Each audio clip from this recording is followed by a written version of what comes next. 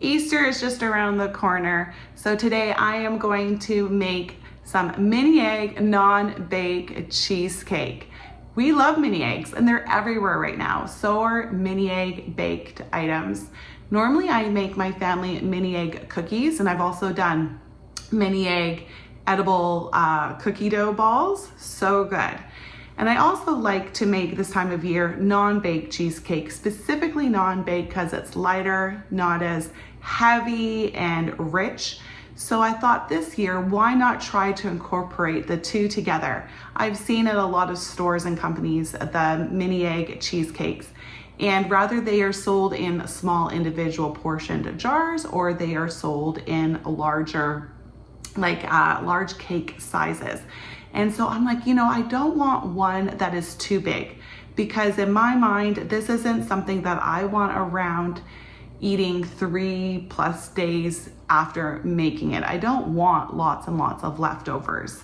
With cheesecake, the portion sizes are a little bit smaller, so a small size cake can go a long ways. So if you want a recipe that is good for your family, this is it. And if you like the recipe, but you're taking it to a party or you have a function to go to and you need a larger size, just double this recipe and double the cake pan size. So with that said, the type of cake pan that you are going to need for this recipe is a spring pan.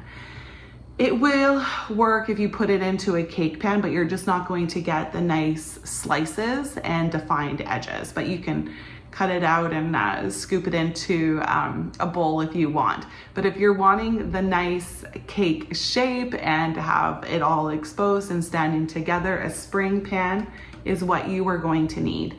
And the size that I'm using is a 7-inch. This is the smallest spring pan that I have. And so that is what I've made this recipe to work with. Now this recipe, even though the cake pan is on the smaller side, it is a taller cheesecake. So it's not like you are going to have mouse-sized portions. They're still really good portions. You just won't have it 3 days post unless no one eats it. But I don't think that's gonna happen. This is really, really good. And my husband and I have tried this. We enjoyed it, and our children of all ages enjoyed it. Now for the mini eggs, I have found through the years that, at least for me and my food processor, it doesn't work well because the outer shell is so hard. So I have found that the best way to cut them up is to cut them up with a sharp knife. It is not a fast process by any means, but it is the only one I have found to work. If you have a much better food processor, one that that can chop up through the shell, good on you. But if you do not, you're gonna have to do it the good old-fashioned manual labor way. So I have found that this recipe is quite easy. The hardest part is waiting for the cheesecake to set in the fridge. If you are able to make it the night before you have to go somewhere you're going to enjoy it, that is the best situation. I have found that for me and my family, often me making it in the morning and us having it for dessert just kind of works for us and our timing. So if you are like me, where the evenings aren't necessarily free to bake, then start it in the morning and give it at least 6 hours to set. 8 is preferable. Through the night is ideal, okay? But not like 4 hours. You can eat it, it's probably gonna taste good, but it's not gonna set up properly. All right, without further ado, here are the ingredients that you are going to need for this recipe. First up is the 7-inch spring pan, and make sure it is well greased. For the crust, you are going to need 1 cup of graham crackers crushed. If you want to do this manually and, food process or beat up some crackers, go ahead. I just purchased them from the bag already crushed for me. I just find the convenience really nice. You're going to need a 1/4 cup of packed brown sugar and a 1/4 cup of melted butter. You're going to need a hand or stand mixer with a paddle attachment and a whisk attachment.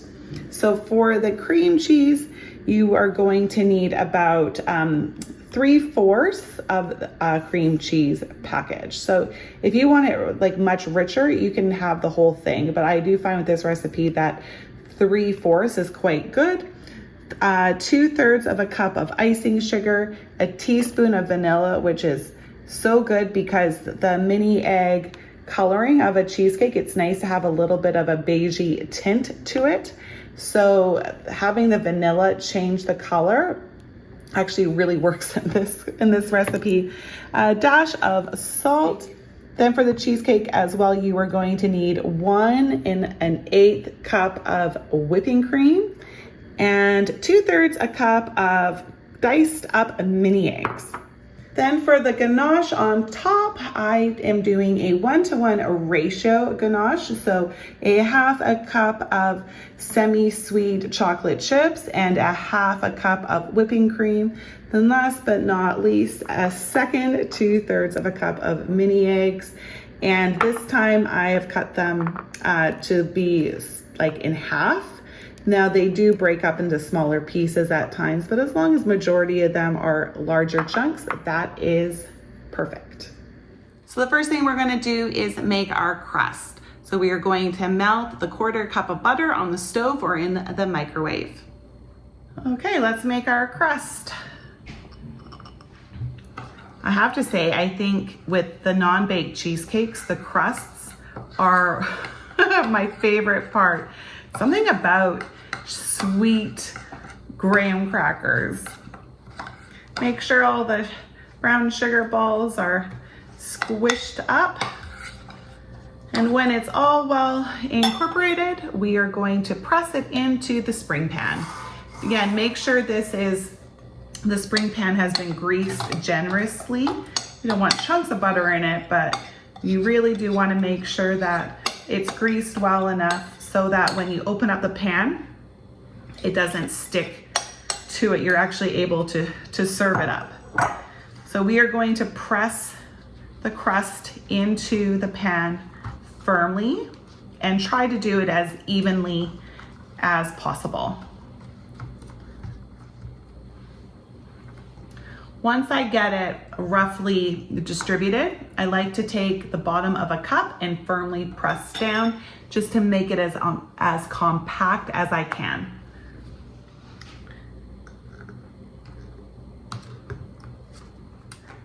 A nice firm crust is the foundation that is needed for this cheesecake. There we are.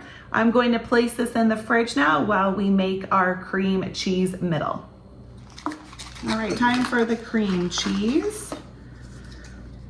So because this recipe is a bit smaller than traditional sized cheesecakes, that's why I don't use a whole entire brick.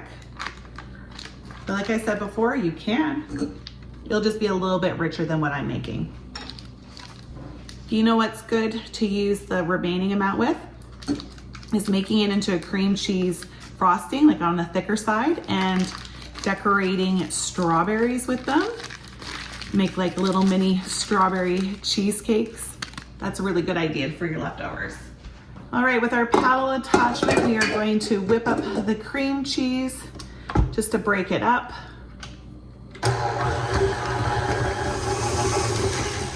Once it's smooth, we are going to use a spatula to clean off the sides and then add in the vanilla and icing sugar. So for the vanilla, it's a rough teaspoon. I don't really measure it. We'll add a little bit of salt just to break through some of the sweetness. And then 2/3 a cup of icing sugar. All right, let's mix it up.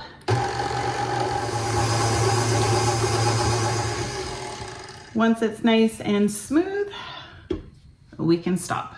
We are just going to clean out the bowl, and we're gonna have to wash it as well before we do the whipping cream. And so we're gonna put our cream cheese mixer aside until the whipped cream is ready. Look how nice. Is that nice? nice and creamy.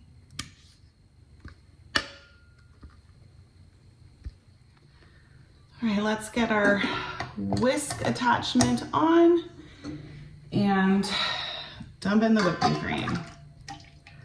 This is the easy part. Just gonna let it whip up until it's really nice and thick.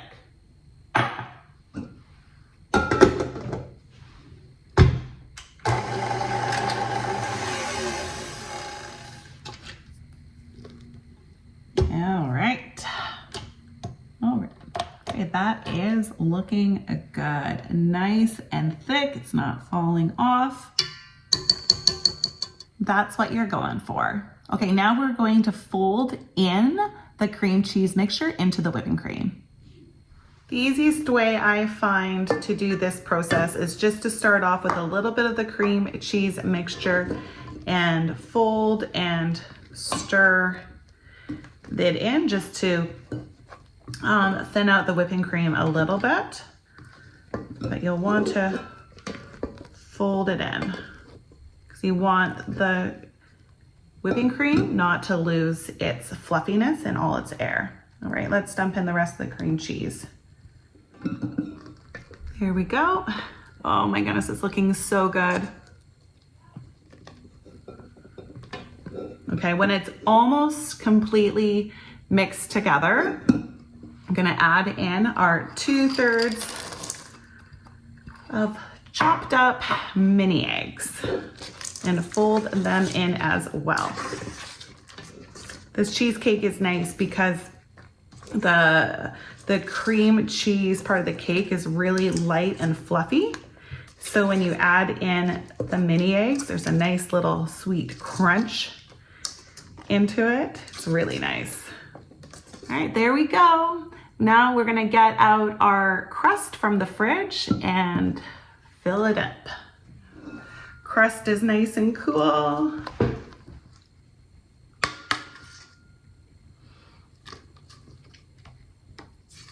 All right, I think I got out as much as I'm going to. Start to move it around and spread it out. If you have an offset spatula, use it now because it really does make it a lot easier. If you want, or if you don't have one, you just will have to use a spoon or a knife.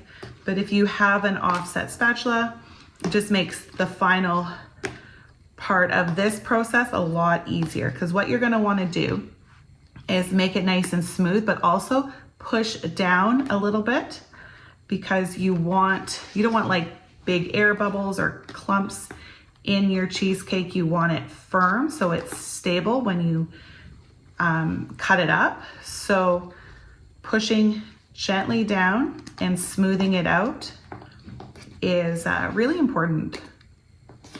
All right, there's our cheesecake. We are going to put it in the fridge and let it chill while we make the chocolate ganache topping.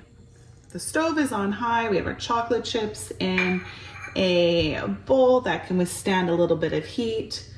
So what we're looking for with our whipped cream is for it to come to a good simmer. It doesn't need to boil hard or anything. Just come to a simmer, and then we are gonna pour it onto our chocolate. I have found with at least this recipe, because I'm not using a lot, that chocolate chips are fine. I know with other ganaches, you'll want to use baker's chocolate, of higher quality chocolate. It just becomes a much nicer ganache. But I found that the chocolate chips are perfectly fine. The ganache is still rich and silky. It's not a problem. All right, pour it over the chocolate. And we are gonna let that sit for about 2 minutes. Right now, we're just gonna whisk it up till it's nice and smooth and silky. At first, it's gonna look a little grainy, but as you keep whisking, it will turn into a beautiful fudgy sauce. Look at that. It is so nice and smooth and silky. So once it's looking like this, we're just gonna let it sit on the counter to cool off a little bit for, I don't know, maybe like 5-ish minutes, and then we will pour it on top of our cheesecake. Oh, the construction. Third layer of our cheesecake, the chocolate ganache. I personally really like this layer because it adds, I don't know, just a different element to the creaminess of the whipped cream. And because it's not milk chocolate, it's not like overly sweet. So I found that the ganache works really, really well here. Just let's make sure we smooth it all out. Nice and even. And it's not too thick of a layer either, because if it's too thick, then it would make the cheesecake too rich. All right, let's just drop it a couple times to work out any of the air bubbles. Okay, this now is going to go back in the fridge just for about 5 minutes to start setting up the ganache. Then we'll bring it back out and top it with the crushed up mini eggs. We don't want to put them in right now because they are good size, so they will just sink into it. Where if we let the ganache sit for a little while, it will still be soft enough for the mini eggs to go into the ganache, but firm enough not to let them sink in, so it makes for a nice presentation. Okay, let's finish this cheesecake off. Ganache has set a little bit. Now we're just going to sprinkle on the mini eggs. I do try with these eggs, I try not to use very many of the white ones, just because I like the color of the blue and yellow and pink. Some white I do definitely put in, but more so the colorful eggs. And then it's nice when you have the broken shell pieces in here, because it just helps cover up some of the chocolate. Can't forget the edges. Here is what it looks like on top. A really nice amount of variation between the dust of the outer shell and the chunks of mini eggs. Now the hardest part of the process begins, waiting. Have to put this in the fridge. It needs to set up 6 to 8 hours. Ideally overnight. That doesn't work for me, so 6 to 8 hours it will be, but boy, let me tell you, it is hard just to put it in the fridge and hold off, because I'm excited to see how it looks and how it tastes, and if I'm able to slice into it with it standing up properly, because anytime I use anything with a spring pan, it's a little, is it gonna work? But anyways, we have to do it. It needs to set. So in the fridge it goes, and now our patience has to begin. All right, it's the moment of truth. Time to take it out. So if your cheesecake looks to be stuck on the sides, just take a knife around the edge and that will loosen it. To loosen it around the edge, because we don't want it to come up with us. Yes. There we go. How pretty is that? Well, there's nothing left to do now except to enjoy a nice slice of this cheesecake. I really hope that you like this recipe. If you have any questions or comments, please leave them down below. And I hope that you come back soon to see what I'm baking up next. Bye, everyone.